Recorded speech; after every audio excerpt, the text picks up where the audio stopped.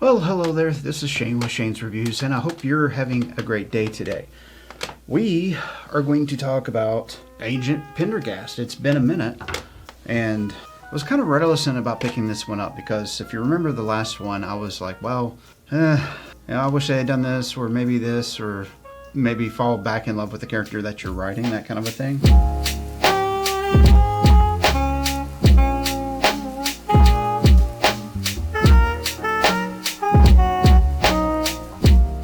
I don't know if my expectations were too high for it or what, but it just really seemed lackluster. And, well, if I'm honest, read this one, don't listen to it. There's a reason why I'm saying that. I guess we should say hashtag not my narrator. I really did not enjoy the way that Jefferson Mays narrated this. Constance, our dear Constance, she sounded like Morgan Freeman. Then there was a particular scene where all of a sudden she is a combat-hardened veteran that is commanding military / whatever. Granted, the Pendergast novels, they have a history of being way out there, and that's the thing that's enjoyable about them. It's way out there and truthful to the character. You see, Constance, she's gone from frail little well-educated thing to something that's a very hard-edged, marbled, no, I don't buy it. There's stories that apparently are missing, and let's talk about the rest, shall we? So today we're going to be talking about Bloodless, which was wrote by, of course, Douglas Preston and Lincoln Child. And as I previously mentioned, it was narrated by hashtag not my narrator, Jeffrey Mays. And, you know, the previous narrators, there's been a few for the voice of Pendergast, but none of them has been as jarring as this individual. I mean, I don't know. The production in this really took me out of the book quite a bit. But let's also acknowledge the good.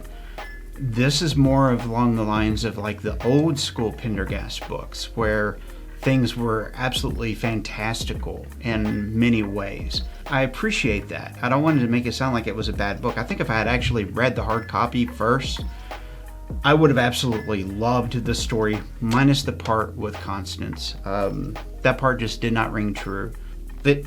Gone. But as far as the fantastical parts of the book, that was phenomenal. So the book starts out, and it's set in Savannah, and there's just all kinds of weirdness happening. There's backstories upon. I feel like it's almost like a Dune novel because there's plots within plots within plots.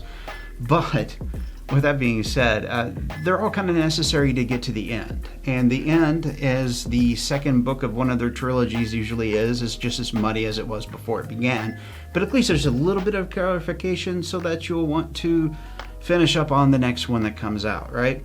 And that's the way that I kind of see this one. Is it should have been the second book, really, in the series that they're working on right now, because I usually do them in threes. I do like the quantumness of parts of the story. I do like the way that things are described in this book. It's very descriptive for a change. But also to give them kudos where it comes to Agent Coldmoon. It feels like they're finally getting his voice. They're finally getting him as a character. And it's good to see in particular portions of the book where he's doing stuff on his own. He's not just a second page filler. He's not just a thought, because that kind of a character would fit this series so good if they just embrace and they stop being afraid. And I really think that's what it is, because, I mean, let's be honest and let's be upfront about it. If you're writing about a different ethnicity than yourself, is this fair to the culture? Is this representative of the culture? But as long as you treat it with respect and you're not going out of your way to put that character down or make them look stupid, which I really feel was happening the first time that he appeared, then it's all good, baby. He's awesome. He's got his own mindset. He's very stubborn in his own mark, which is just a perfect way of counterbalancing Pendergast. And then there's a lot of his own backstory that could be explored, which could lend a lot more voice to him. So I recognize what they've done. They've stepped him up in this book, and so awesome and kudos. Now, Pinkleton, I think it is. I can't remember. Anyway, the agent's name that is above them right now, that is kind of like their caretaker in the organization. He has been a staunch rear end throughout since he's been introduced to it. But his shell cracked a little bit in this book. He actually thanked Pendergast and Cold Moon for what they did, which was phenomenal. So I recognize that as well, because it shows that there's an emotional depth to him that may not be portrayed just yet. And at least he's learning, and at least he's growing. Whereas some of these characters in the past and other books that I've read that are like this, they stay so very stagnant.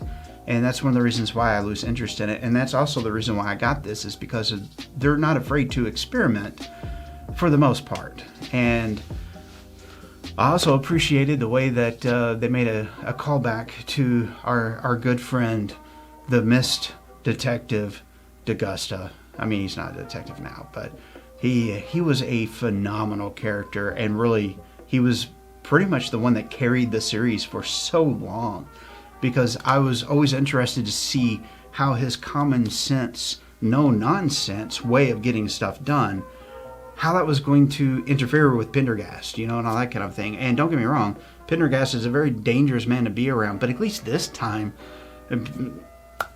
he got the squash instead of the people around him. But I mean, don't get me wrong, the way that this book was wrote, it was completely fantastical, and I absolutely loved that.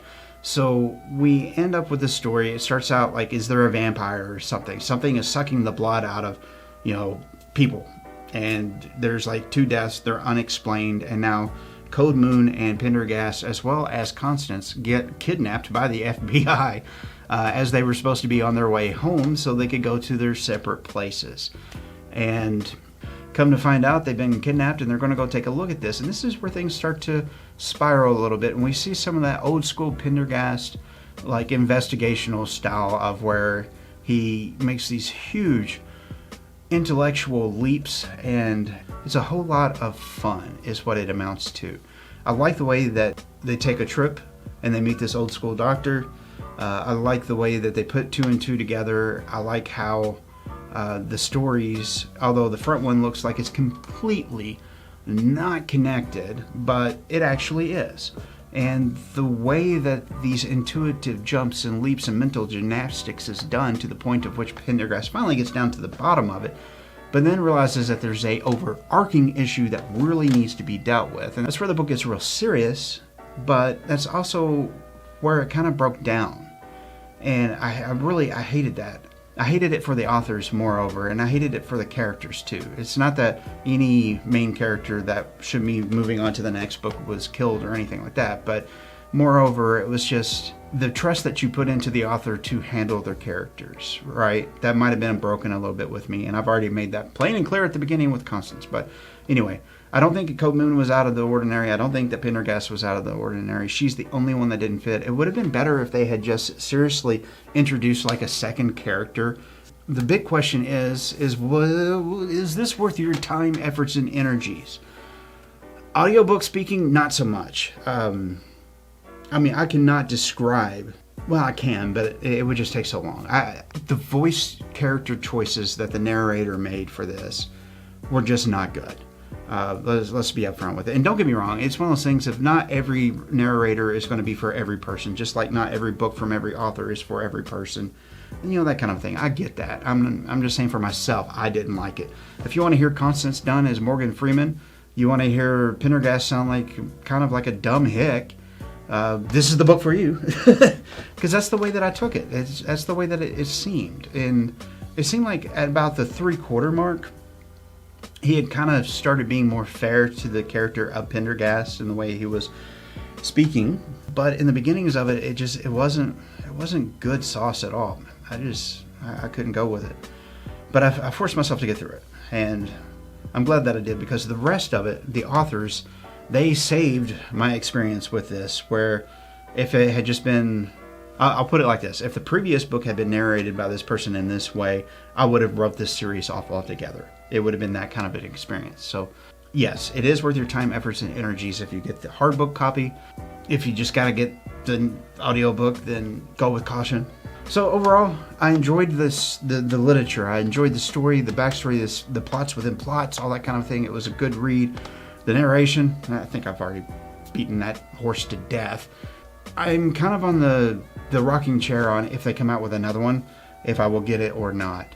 I might go back through and look at all like the side stories, because if you're not aware and you do read Pendergast, or if you've never heard of Pendergast, if you start out with Relic, it's a very out there sci-fi book.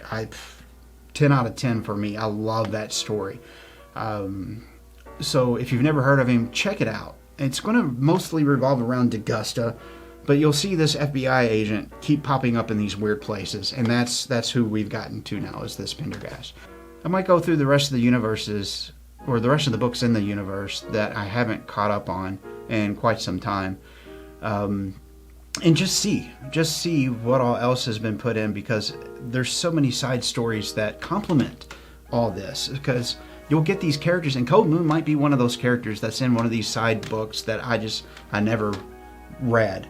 And if so, then maybe that will help fill a lot of gaps for me. So I'm open to it. I could be completely off base because I've not checked those out, and that's what I plan to do. So yeah, that's pretty well, we're there. If you've made it this far, you know what? You're my hero. Thank you for watching this far. I very much appreciate it. I'm not sure which one of the videos you'll choose that are coming in. Should be over here somewhere.